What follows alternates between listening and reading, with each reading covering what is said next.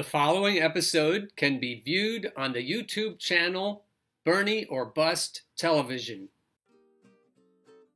Good morning, USA, and welcome to another episode of the Bernie or Bust Show. I'm going to start with a little rumble from Michael Moore regarding Joe Biden's mental state. Michael has been in contact with some insiders in the DNC, and here are some conclusions he's drawn from non-attributable conversations.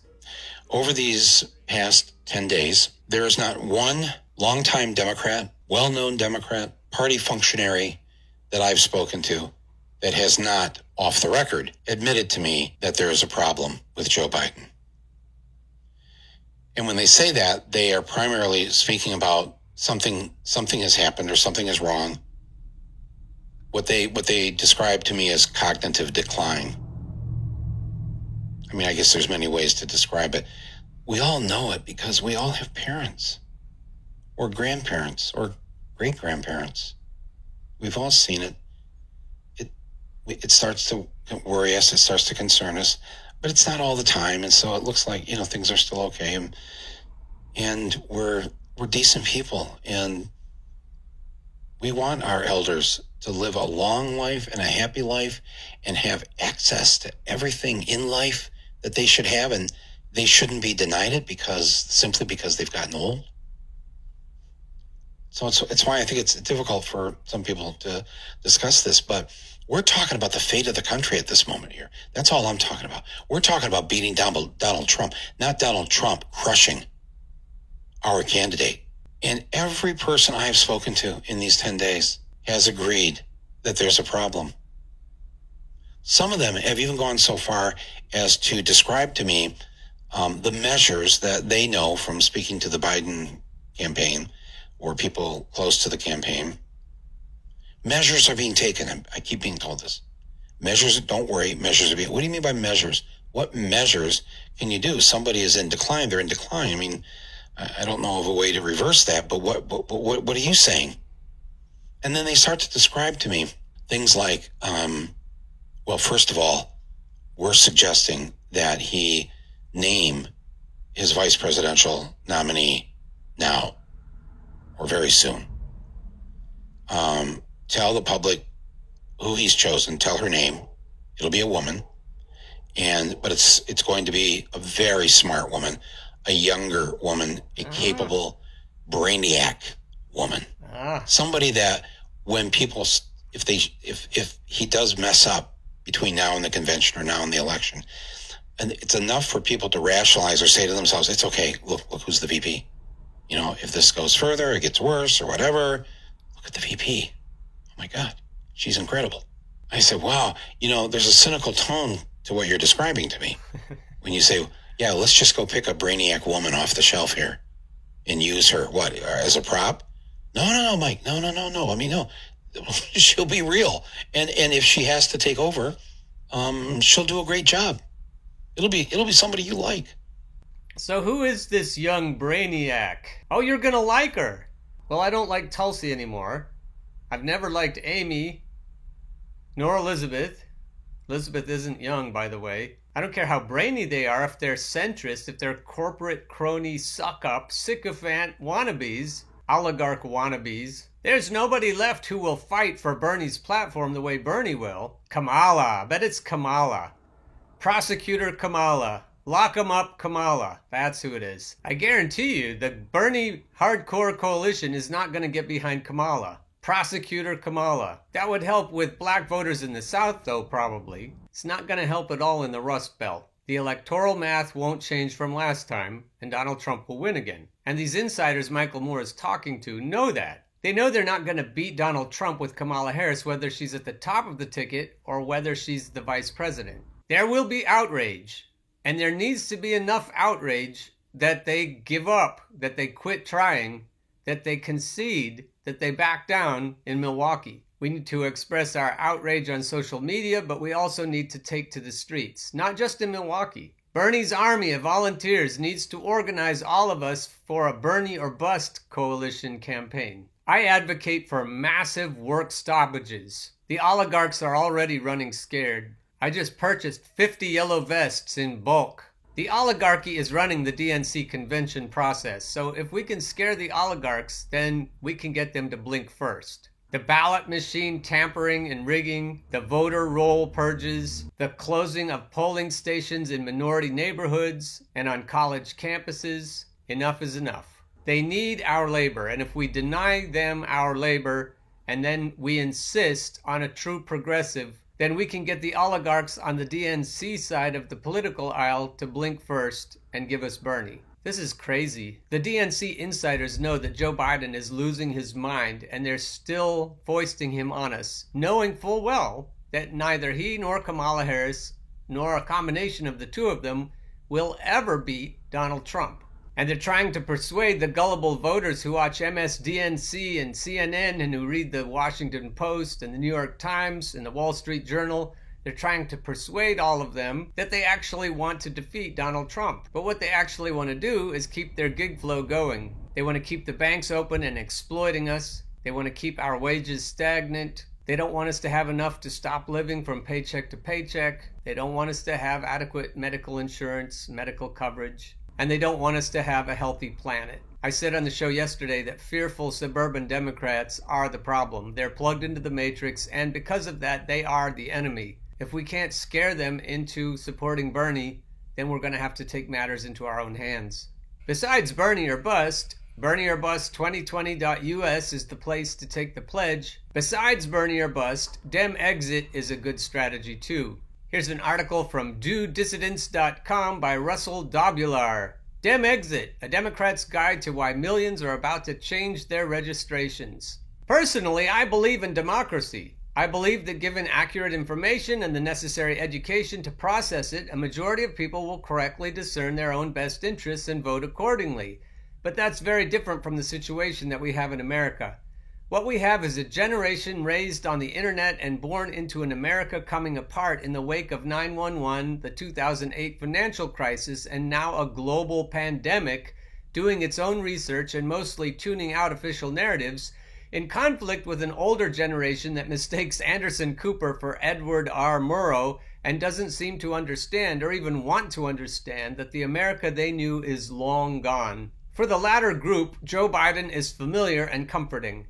For the former, his nomination is a cruel joke and in many ways a gob of spit in the eye of the people who are going to live with the consequences of his past policies the longest. 70% of voters under 50, I think he means 70% of voters under 30, voted for Bernie Sanders in the primaries. 70%. While much has been made on the op-ed pages of Biden's demographic coalition, that coalition is a mirage. The single greatest predictor of Biden's support isn't race or gender or socioeconomic status, it's age. Old people took their cues from cable news and party leadership, while younger people tuned those voices out. Unfortunately, the elderly are much more reliable voters than the young, and as a result, Biden is on the verge of becoming the party's nominee. But the nature of Biden's geriatrically driven victory raises an obvious question. If young people didn't come out in large numbers to support a candidate they were passionate about, what makes you think they're going to come out on Election Day to cast a ballot for Joe Biden? For this reason alone, Biden is very likely to lose to Trump, with or without a formal Dem exit. Democrats seem to live in a fantasy world in which everything we know about human psychology and voter behavior can be suspended with the simple argument, this candidate is better than fill in the Republican, so you must vote for them. If voters behaved that way in real life, Hillary would be the president right now. And Hillary was FDR in a pantsuit compared to Biden. If you've been running around attributing opposition to HRC from the left to sexism, you really don't understand the left. Hillary's gender was one of the few things a progressive could hang their hat on to justify voting for her. At least it would set a precedent. At least it was something. With Joe Biden, there is zero rationale other than better than Trump. And that's just not the potent argument that a lot of vote blue no matter who types think it is. Joe Biden is so bad, nominating him feels kind of like a double dog dare. It's as if the Democratic consultants and donors got together and decided to find out how bad a candidate would have to be to lose to Donald Trump a second time, and Joe Biden was what they came up with. You may not know a lot about his record now, but you will once the Donald begins to exercise his singular gift for controlling the media narrative. There's not one accusation that can be thrown at Trump, from sexual harassment to dishonesty to nepotism to racism to crony capitalism, that can't be turned back on Biden. Sure, Trump is worse on all counts, but not by much, and when Biden lies about getting arrested trying to meet Nelson Mandela or about his civil rights activism, you can be sure Trump isn't going to let it pass like Bernie Sanders did. And that's just the tip of the iceberg. Pretty much everything Biden said in the D.C. debate was a lie. But you'll find that out soon enough when he's facing an opponent who doesn't go out of his way to describe him as his friend every 5 minutes. Those are just some of the reasons why Biden will probably lose to Trump. From what I've been saying on this show all along, Russell, Biden is guaranteed to lose to Trump because of the swing voters in Michigan, Wisconsin, and Pennsylvania. Anyway, there are many others, including his melting brain, that I haven't gotten into because I know the propaganda machine has programmed Vote Blue No Matter Who voters to stop listening as soon as anyone points out his dementia symptoms. Russell, that was the topic of the Bernie or Bust show yesterday. And no one is really thinking yet about how much of a gift having an opponent who helped pass the bank-friendly 2008 bailout is going to be for Trump, who is on the verge of sending everyone in America making under $99,000 a year a check, probably the first of several. But it is my intention here to help people understand why this is happening, which I can't do if they're all raged out on Jennifer Rubin columns. So what follows is a brief explanation and summary of what the last 5 years have looked like from the left's point of view. Here's a side note. Russell reads a lot of these op-eds from the Tony Harvard-educated columnists. As sneering, snarling elitists go, Jennifer Rubin is high on the list. Hopefully Russell and I can save you from having to read what she writes. Boy. Most Sanders voters that I know, if they were old enough, voted twice for Barack Obama and were at one time just like you, hardcore Democratic partisans who accepted the political wisdom of the Times editorial board as the smart take. Then 2016 happened, and for a lot of those people, the underlying assumptions they held about pretty much everything in the political realm were shattered by the way the primary was conducted. Without relitigating that whole nightmare, let's just focus on where the left went one way and Vote Blue No Matter Who went another. If you experienced those primaries through the lens of the Sanders campaign, the core belief that the only thing holding back progressive change was the Republicans was made completely untenable, along with the accompanying belief that corporate media outlets had sympathies that could truly be considered left or even objective. Once you no longer believe those things and your political world isn't defined by a struggle between good Democrats and evil Republicans, but by a class war between working people and wealthy elites, you've already left the Democratic Party for all intents and purposes. After that, keeping your registration in order to vote for progressive primary challengers is just a formality. Functionally, you've already become an independent. Now, flash forward to 2020. Once again, Bernie Sanders is running, only this time his base of support is largely made up of people who only continue to be Democrats in order to use the party machinery to effect progressive change. And a lot of them would have left the party already if it wasn't for Sanders signaling to his supporters after 2016 that changing it from within was the way to go. So once again, they donate, they advocate, they canvass, and they phone bank. And while they're doing all of those things, they're being called brown shirts, dirtbags, and Bernie bros. They keep their heads down anyway and win the first 3 contests. It looks like this time is going to be different. They start to think that Democratic voters themselves have finally woken up and realized that rich pundits and consummate douchebags like Rahm Emanuel are the last people they should be listening to about electability. And then Biden wins South Carolina by overwhelming numbers. Smelling blood in the water, the Democratic Party establishment immediately coalesces around the most retrograde, least progressive candidate in the field and executes a Monday night massacre on the eve of Super Tuesday that is breathtaking in its efficiency. And just like that, it's over. So what do you think a group of voters who were only Democrats of convenience at the start of the contest are going to do after months of being unfairly maligned and insulted by the same people who pulled out all the stops to make sure their candidate couldn't win? Are they going to decide to suck it up and vote for a candidate they despise who's running on the ticket of a party they are no longer a part of in any meaningful way? Or are they going to conclude that Sanders' project of reforming the party from within has been a failure and walk away? This isn't a moral question, it's a psychological one. You just can't treat voters that way and not expect there to be fallout, much less voters who weren't particularly connected to your party in the first place. It's kind of like Mike Figueredo was saying on his channel when he compared it to an abusive spouse or lover that you finally find the nerve and the courage to walk away from. Another factor is the way that Democrats bend over backwards to court moderate voters and never Trump Republicans, believing it to be the surest path to electoral victory. Aside from the fact that there's no evidence to support this theory and a lot of evidence to refute it, quick, name one Democratic candidate billed as safe and electable who actually won the election. I'll wait. It also lays down the philosophical framework for a Dem exit. If Democrats only seem to care about winning the votes of people whose votes aren't guaranteed, and you're trying to move the party ideologically, eventually it's bound to occur to you that not being a Democrat is a pretty sweet deal. No one seems to vote shame those independents and moderates. Indeed, when a Democrat loses, the blame is often directed at the party and the candidate for not doing enough to appeal to them. It is the unique privilege of the left to be held personally responsible for Democratic losses. Never will you see Jake Tapper sadly hang his head, sigh, and regretfully inform his viewers that the candidate didn't do enough to reach out to the left.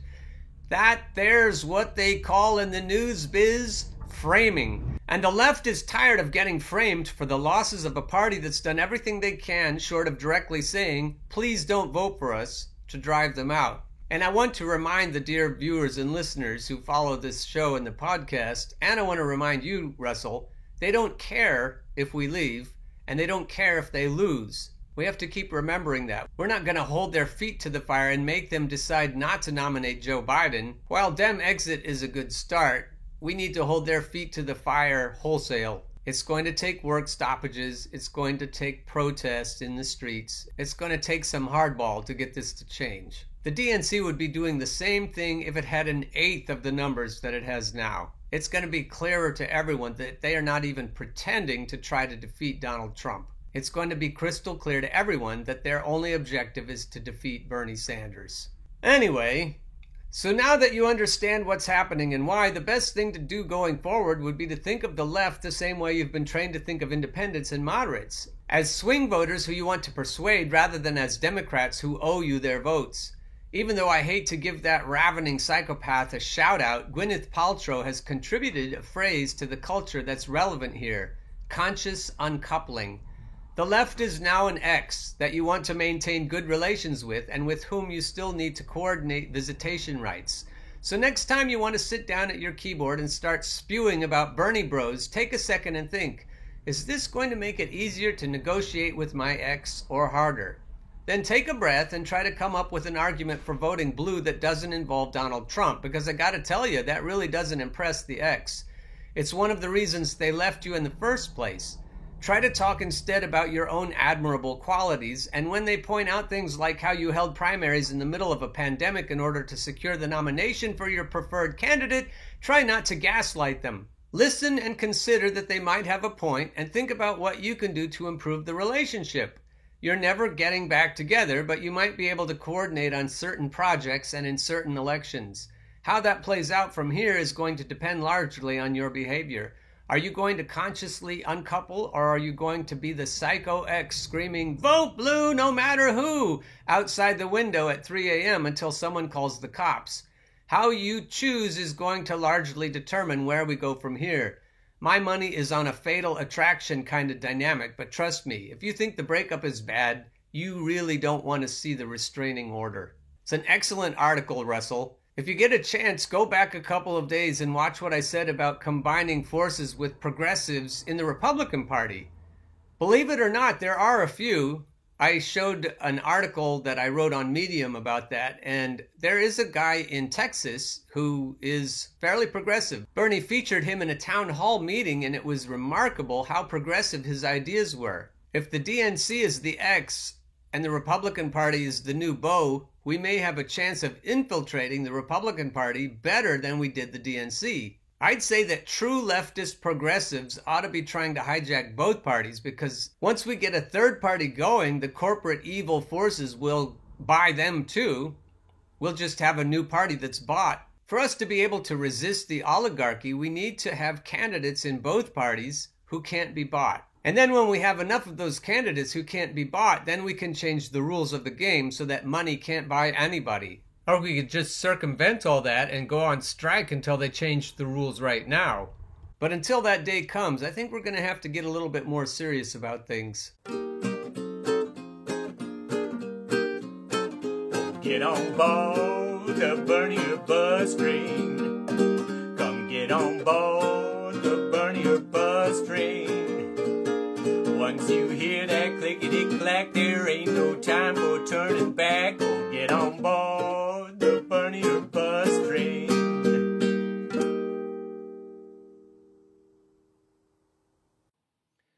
The preceding episode can be viewed on the YouTube channel Bernie or Bust Television.